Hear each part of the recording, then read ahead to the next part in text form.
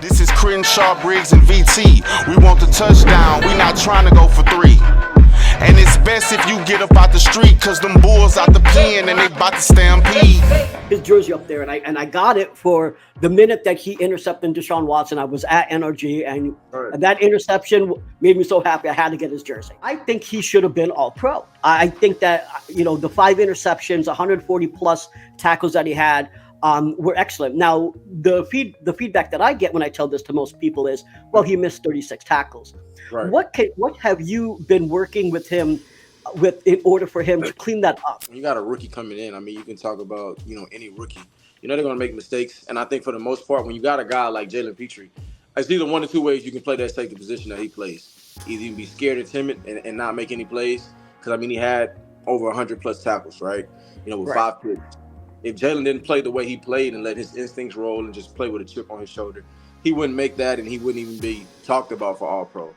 Most part, going into the training side, it was more so just body control. You know what I'm saying? Understanding that, I'm going to let my instincts, take over my game. But when it's time to really shut down and for the most part, he's definitely a hard hitter. He can definitely lay it. So I think for the most part, we just cleaned up on some body control stuff and just put him in situations and understanding that not every tackle is going to be that big hit, and just keeping our head up when we're making our tackles and stuff like that.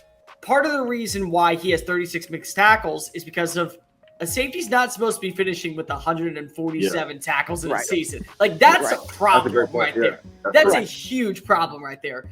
But, Jalen was talking to us today at practice about how he spent the summer working out in Hawaii and he was doing drills with angles and pursuits.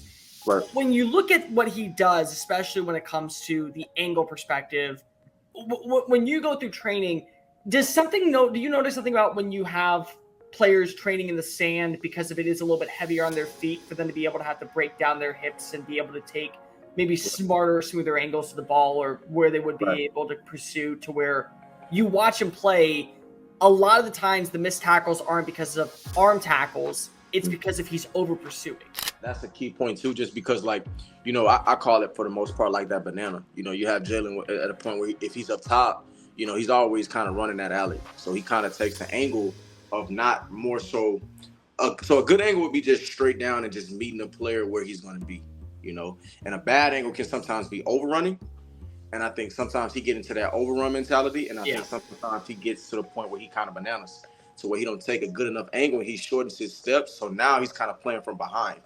So now that's when you dive, late and stuff like that. So really just cleaning up those angles is going to be tremendous. But my thing is too, going through a year one, in Jalen's spot, coming in, immediate starters, stuff like that, you kind of got to get used to that. And that may take a year. You know what I mean? And their defense last year, I watched for the most part every game. I mean, I just think that what they was asking for from the front seven put the safeties and the DBs in general just in a harder position for us tackling and covering. You're watching his pursuit angles. Mm-hmm. Are you also noticing that the linebackers aren't holding up their end of the bargain? Because you never want to see a third level defender having not only to come down, but also be the guy that makes missed opportunities because of their over pursuing, mainly due to the fact that linebackers aren't lining up at the same spot.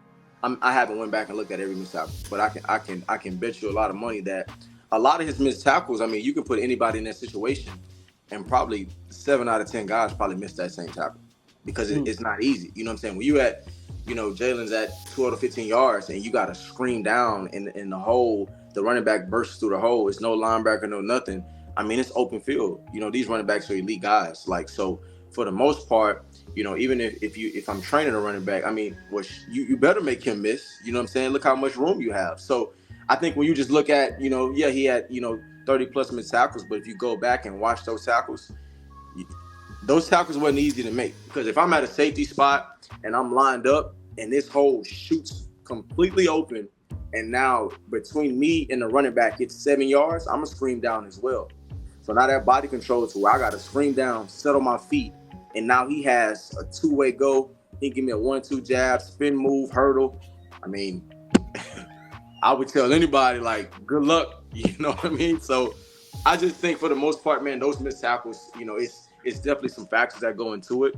You know, and one thing me and Jalen talked about is just kind of maybe scooting down a little bit. I think the position he's playing now and what he's been asked for now, he doesn't have to be as deep. This is Crenshaw, Briggs, and VT. We want the touchdown. We not trying to go for 3.